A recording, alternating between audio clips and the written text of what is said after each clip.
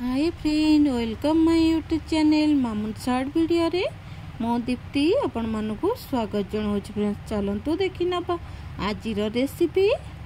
एठी देखि परथिए संग माने मो मुड़ी दे जाइछि। आपण माने भाबुथिबे मुड़ी रे कोन रेसिपी जोटा कि मुड़ी ग्राइंडर हेलाणी। आगो आगो को वीडियो देखि चलंतु निश्चिंत जानि परिबे। मो एठी सुजी किछि नै जाइछि से मुड़ी ग्राइंडर कला परे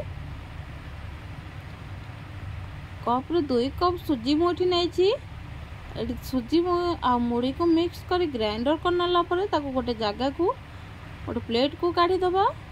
एई भली रहिबा दरकार सुजी आ मुड़ी। तापरे मु किछि चूड़ा नहीं छी। एटी सब को ग्राइंडर करिकि मु मिक्स कर नेली। तापरे हमें एकिना गोटे कंसा को माने कौन सी जगह को आपण काढ़ी पारे डिश को देखि पारती मु सब देला परे। तापरे हमें किछि दही आधे ऐड करिबा।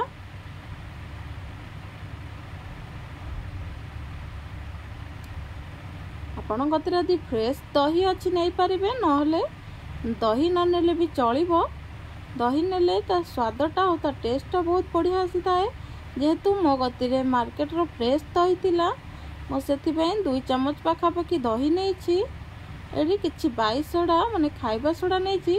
जेहेतु मुझे सांगे सांगे बनैबी माने 10 मिनिट भितर से फुलिबा दरकार। जदि आपण माने आधा घंटा कि 1.5 घंटा पर बनाउछंती ताहले 22 सोडा न देले मध्य चलिबो।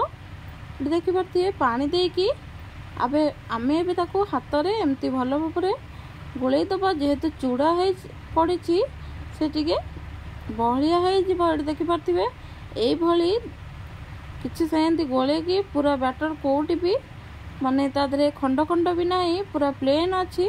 एई भली हमें 10 मिनिट को ढांकी की रखी दबा। 10 मिनिट परे मु एठी देखि परथिबे बैटर सब देई देछि। एदी हमें 10 रु 15 मिनिट भीतर इडलीटा बनी की रेडी है जीव। एही इडली एबे हेई गलानी। एबे हमें आगु काढ़ी के आपण मन को देखौछि। जदि आपण मन को घरे कोनोसी रोगी लोक बा छोट छुआ थिबे भी स्कूल जदि कोनोसी छुआ जाउथिबे तांको एई भले टिफिन रे देई परिबे।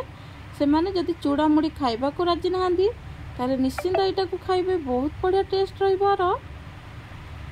मु तो जेहेतु मोर गैस रहउछि संग माने मोर गैस प्रॉब्लम अछि सेथिपाई मु अरुआ चावल बिरी अपेक्षा एई इडली करिके बहुत थर खाए।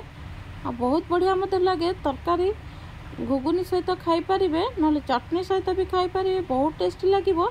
जदि मोर ए वीडियोटी आपण मानकु भलो लागि थाए ताहले निश्चित कमेंट करिवे, लाइक करिवे, संग मानक सहित शेयर करि देबे।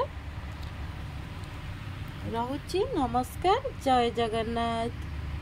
मोर इडली पिठाटी केमिति लागिला कमेंट रे जणैबा को भूलिबेनी।